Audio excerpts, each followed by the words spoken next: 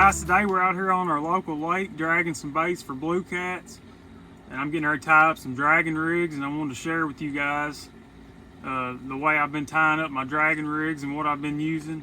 And the best part is it's all homemade and affordable, or the dragging weight is anyway. We've already got a couple rods out, but I got to tie up 2 or 3 more rigs, so I'm going to show you guys exactly how I tie it, everything I use, and hopefully it'll help some of you guys out. So let's get after it here. So I've got some 60-pound Berkeley big game leader line here. I'm gonna cut off about 4 foot of it, and I'm gonna snail me on a tackling cat's hook. That's a 7/0 and that's a 9/0. Either one of these hooks right here is capable of catching a huge fish. The only reason I ever use a 7 instead of the 9 is just if I'm running smaller live baits or something. I don't want to put this big hook in it and kill it. And I always like to match the hook size to whatever size bait I'm using. That's just something I'm kind of particular about. So I'm going to snail on the number 7. I've already got some 9s on with some bigger baits, but I'm going to put a smaller bait on this smaller hook. So I'm going to snail it on. If you guys aren't familiar with the snail knot, you just run the line through the front of the eye, do 7 wraps, and then you bring it back through the back of the eye, and be sure not to get that reversed. If you get that reversed, it'll actually hurt you instead of help you. Pull it tight, and that's it, guys. That's the easiest snail knot I've ever used, and I've never had one let me down.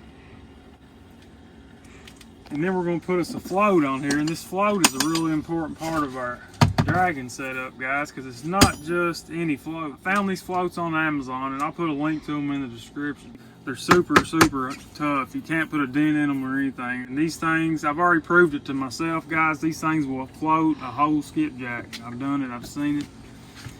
But we're gonna put this on our line.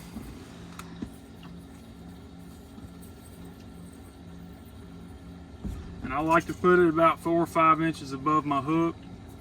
I would put it closer than that, but I feel like if that fish comes up and grabs that float, it could alter the hook set. So I like to leave enough room to where that fish grabs the bait, he's not going to bite down on this, because you know that could keep his mouth from closing all the way, could keep him from getting hooked.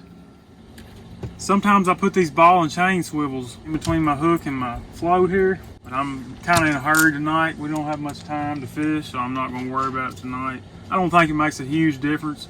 I do think it helps from getting tangled sometimes, and anytime you can keep from getting tangled, you got a better chance of catching a fish. So just something that I like to use sometimes, give me a little bit more confidence. I'm gonna put me a rattle on here, guys. I don't think it matters. I got several different colors. The only reason I've got different colors is just because my kids, I let them pick out the colors when we were at the Catfish conference. I don't think the color matters at all. I don't want these fish to see all this stuff, honestly. I don't think it's natural, but in this muddy water we're in, they're probably not going to see it anyway. So I got a little rattle above my float there, and then I've got a 3-way swivel tied onto my main line here. It's a different kind of 3-way swivel than what I used to use, but these seem to work a whole lot better. And I like to put the part that the sinker is going to attach to on the main line side. I'm just going to tie improved clinch knots. That's the only knot I ever used on mono. Never had a reason to change it.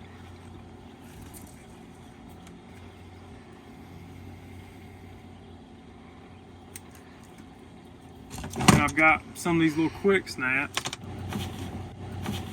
Put that on the swivel. Now our weight that we're going to use is mainly why I wanted to make this video, guys. And I wish I could say that I came up with these on my own, but I didn't. My buddy Keith from Fishing and Stuff made a video on these. So this is completely his idea. I think he put some shrink wrap or something on his, but we're not going to do that. But these things work great, guys, and you can make them for about $1 a piece, and it takes literally just a few seconds to make one. And I'm actually going to make one with you out here today, just to show you how easy it is out here on the boat. So when you buy this stuff, it comes in a roll like this, and they're just called bullet weights. I guess that's the brand or something. But there's a couple different kinds of this stuff. You can get it solid core, or you can get it hollow core. and you're gonna need the solid core to do this. This is 1/4 inch. You can get it smaller, but I like the 1/4 inch size. And we're just gonna pull this off a little bit here. It's super soft and easy to work with, which is another part I like about it, because if it does get snagged on something, guys, it'll kind of bend up and come over it a lot of times.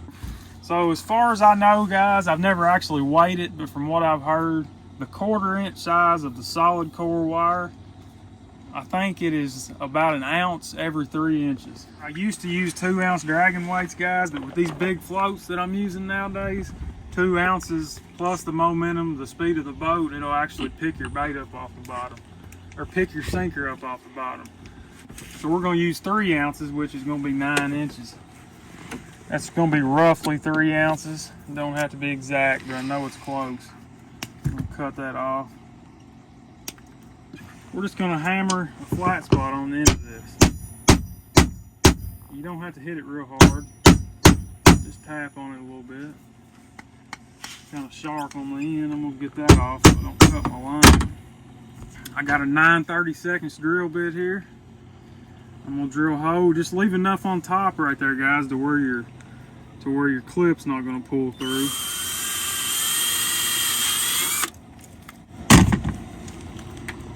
And that is ready to go. I like to put a little bend in it just so it rides through the water, kind of like a ski. Get the boat under control here. We're gonna put that on our quick clip. And that's a ready rig right there. That's the easiest dragging weight that I've ever seen anybody make. Since I seen Keith's video over at Fishing and Stuff, I've been using these and they are absolutely awesome, guys. I'll probably never use anything else. Like I said, there's a lot of weights on the market that do a great job, but I think these do just as good as anything. A lot of guys put some foam or something on the top side of their dragging weight just so it'll ride through the water like that and go over rocks and logs. But these floats I got actually have so much flotation. I've kind of messed with them before in some shallow water and stuff looking at them. But they actually have enough flotation to where when it's going through the water, it's actually picking up the front of the weight just because the float has so much flotation. So we're gonna get a piece of bait on here and get this thing in the water and hopefully catch a fish for you guys. Where's the net at, Landon? Landon's with me. He's holding the camera, by the way, guys. Get us some big, nice shad out of here. Got some real nice shad today for the lake we're in.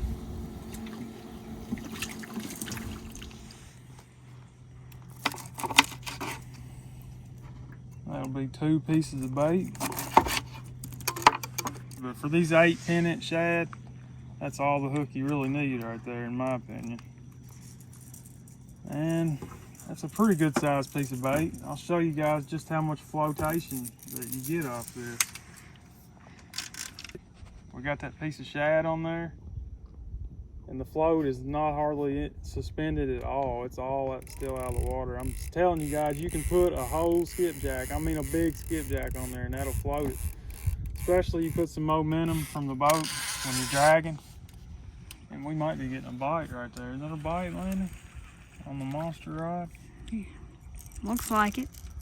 So I'm just gonna drop this in the water and we'll get ready to put our planer board on.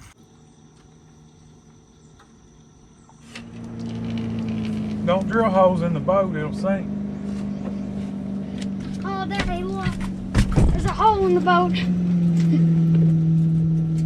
Come catch this fish. Alright. Hooked up, guys.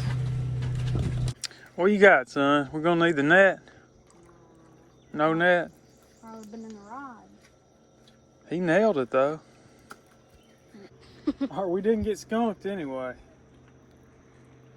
I thought he was gonna be a good fish the way he hit. He had some attitude for a 2-pounder. Old Landon's got him another one. Another one about the same size. I just knew we'd catch a big fish tonight, but it don't look like it's gonna happen. We gotta get out of here in just a second. The bugs are eating us alive. Check out these bugs up here, guys. It's just It's terrible. I've done 8, 200 or 300 of them. All right, put him back in there, Landon.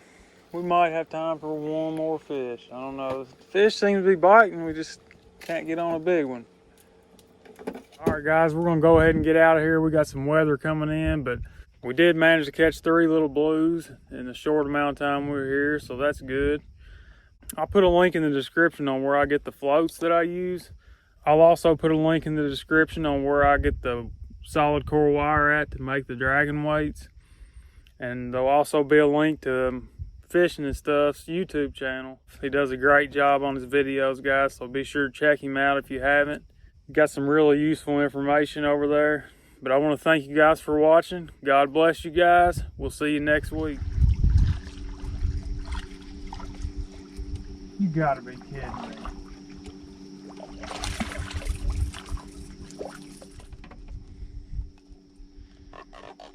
Another little baby blue as we were reeling up to leave, guys. He's been on there the whole time, wasn't big enough to pull the planer board down.